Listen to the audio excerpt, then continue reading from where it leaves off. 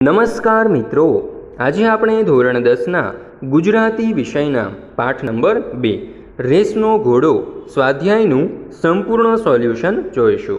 શરૂ કરીએ પ્રશ્ન નંબર 1। સાચો વિકલ્પ પસંદ કરો। પહેલો, વિનુ કાકા વાત વાતમાં કહેતા, તો જવાબ આવશે વિકલ્પ એ, નિશાન ઊંચું રાખવું।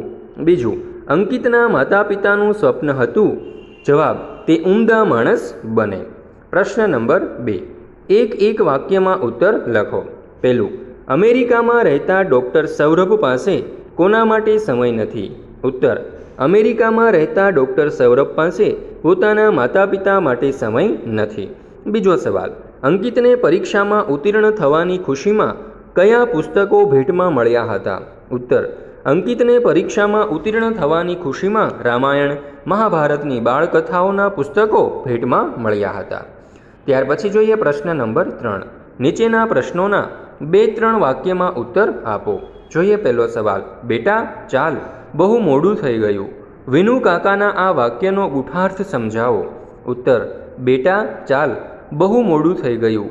વિનુ કાકાના આ વાક્યના ગૂઢાર્થમાં બોલ્યા, સૌરભ ભણી ગણીને અમેરિકામાં ડૉક્ટર થયો, ભૌતિક સમૃદ્ધિ તેણે મેળવી, પણ માતા પિતા માટે સમય ફાળવવા જેટલી આંતરિક સમૃદ્ધિ નથી।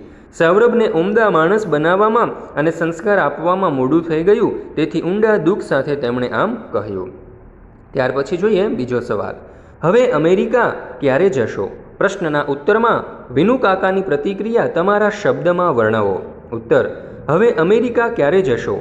એવા નીના બહેનના પ્રશ્નના ઉત્તરમાં વિનુ કાકા માથું ધૂણાવી ચૂપ રહ્યા।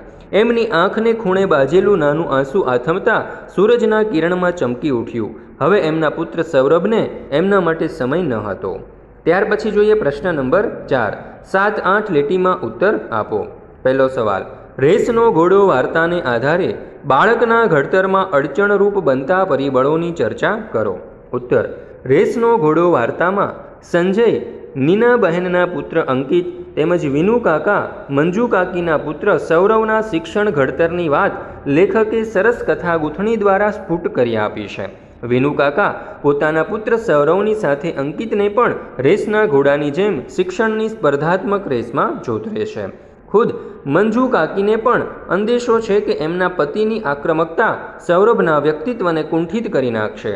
નીના બહેન સફળતાપૂર્વક અંકિતને પોતાની તરફ લઈને એનું બાળપણ એને પાછું મળે એ માટે ઘટતું બધું જ કરે છે। આમ બે બાળકના ઘડતર માટે લેખકે 2 અલગ અલગ પરિબળો અને પરિસ્થિતિનું નિર્માણ કર્યું છે। વિનુ કાકા સૌરભને રેસના ઘોડાની જેમ અને એના સ્વતંત્રતા અને બાળપણના ભોગે પોતાના વિચારો લાદીને ડૉક્ટર બનાવે છે, અને સૌરવ પાસે પૈસા છે, પણ મા બાપ માટે પ્રેમ, સમય કે ફરજ નથી। બીજી બાજુ નીના બહેને અંકિતને એના સ્વતંત્રતા અને બાળપણ આપી અને મા બાપ તરીકે કરવું જોઈએ તે બધું જ કરે છે। તે સારો માણસ બને છે, પરિવાર સાથે રહે છે, પ્રેમ, સમય અને ફરજ બજાવીને કુટુંબ તેમજ સમાજને ઉપયોગી થાય છે। લેખકે વિનુભાઈના આ પાત્ર દ્વારા બાળકના ઘડતરમાં અડચણરૂપ બનતા પરિબળોનું નિરૂપણ નવલિકા સ્વરૂપે અહીં રજૂ કર્યું છે। ત્યાર પછી જોઈએ બીજો સવાલ, આખરે તો શિક્ષણનું ધ્યેય બાળક ઉમદા માણસ બને તે છે, આ વિધાન વિગતે સમજાવો। ઉત્તર, આખરે તો શિક્ષણનું ધ્યેય બાળક ઉમદા માણસ બને તે છે, આ વિધાન સાંપ્રત શિક્ષણની મર્યાદાને સ્ફુટ કરતી અંકિતના મમ્મી નીના બહેનની વિધાયક દ્રષ્ટિ રજૂ કરે છે, અને પોતાના પુત્ર અંકિતને ગુણ પ્રાપ્ત કરવાના શૈક્ષણિક ભારણથી ઉગાર્યો। એની આંતરિક શક્તિઓ સહજ રીતે ખીલે તે માટે સ્વતંત્રતા, પ્રેમ અને હૂંફ આપ્યા। સાથે રહીને પોતે બાળ સહજ રમતો રમવાની છૂટ આપી। રામાયણ, મહાભારતની બાળકથાઓ વંચાવી। કૌટુંબિક ભાવના તેમજ દેશપ્રેમ જેવા સંસ્કારોનું સિંચન કર્યું। અંકિતને ટોકતા રહેવાનું, તેને ઉતારી પાડવાનું કે પોતાના વિચારોને વ્યક્ત કરવાનું સાધન ન બનાવ્યો। એને કુદરતી રીતે ખીલવવાનું વાતાવરણ મા તરીકે પૂરું પાડ્યું। વિનુ કાકા સૌરભને જે રીતે રેસના ઘોડાની જેમ ઉછેરતા હતા, એ રેસમાંથી પોતાના બાળકને ઉગાર્યો। નીના બહેન માનતા હતા કે ભવિષ્યની શૈક્ષણિક કારકિર્દી માટે બાળકને જ નિર્ણય કરવા દેવું જોઈએ।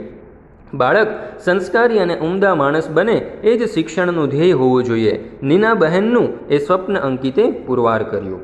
ત્યાર પછી જોઈએ ત્રીજો સવાલ, રેસનો ઘોડો શીર્ષકની યથાર્થતા ચર્ચો। ઉત્તર, રેસનો ઘોડો શીર્ષક સમગ્ર વાર્તાના કથા વસ્તુના હાર્દને યથાર્થ રીતે રજૂ કરે છે. વિનુ કાકાએ વાર્તાનું મહત્વનું પાત્ર છે. પોતાના સંતાનોને પરીક્ષાલક્ષી સ્પર્ધાત્મક હોડમાં રેસના ઘોડાની જેમ જોતરીને પોતાના વિચારો એમના ઉપર લાદી દેનારા માતા પિતાનું વિનુ કાકા પ્રતિનિધિત્વ કરે છે. સૌરભ અહીં રેસનો ઘોડો છે. વિનુ કાકા મરજી પ્રમાણે એને દોડાવે છે. મોટી ડિગ્રી મેળવે, ચંદ્રકો જીતે, અખબારમાં એમનું નામ આવે, ફોટા છપાય એવું વિનુ કાકા ઈચ્છે છે. એમાં સૌરભ ઊણો ઉતરે છે કે ઓછા માર્ક્સ આવે તો વિનુ કાકા એને ટોકતા કે ઉતારી પાડતા. એમાં તેની મહેનત સફળ થઈ. ઘોડાની જેમ પ્રથમ આવ્યો. અમેરિકામાં ડૉક્ટર થયો અને ત્યાંની મોટી હોસ્પિટલમાં કામે લાગી ગયો. એની નામના વધી, વિશાળ બંગલો, કાર જેવી અનેક ભૌતિક સંપત્તિ મેળવી, પરંતુ જીવન જીવવા માટે જરૂરી સંવેદના ગુમાવી. મા બાપ સાથે વાત કરવાનો, એમને સમજવાનો કે સહારો થવાનો એમની પાસે સમય ન હતો. આમ સૌરભ શિક્ષણ ક્ષેત્ર રેસનો ઘોડો બની ગયો, જીતી પણ ગયો, પણ સંસ્કાર ક્ષેત્રે તે હારી ગયો. આ દ્રષ્ટિએ રેસનો ઘોડો શીર્ષક યથાર્થ છે. મિત્રો, આ પાઠ 2નો ધ્યાનપૂર્વક અભ્યાસ કરવા બદલ આપ સર્વનો ખૂબ ખૂબ આભાર. ધોરણ 10ના ગુજરાતી વિષયના બધા જ પાઠના સ્વાધ્યાય સોલ્યુશનની લિંક નીચે ડિસ્ક્રિપ્શનમાં પણ આપેલી છે અને ઉપર આઈ બટનમાં પણ આપેલી છે. તો તમે તમારા મિત્રોને પણ આ વિડીયો સોલ્યુશન જરૂરથી સેન્ડ કરજો, જેથી તેઓ પણ આનો અભ્યાસ કરી શકે.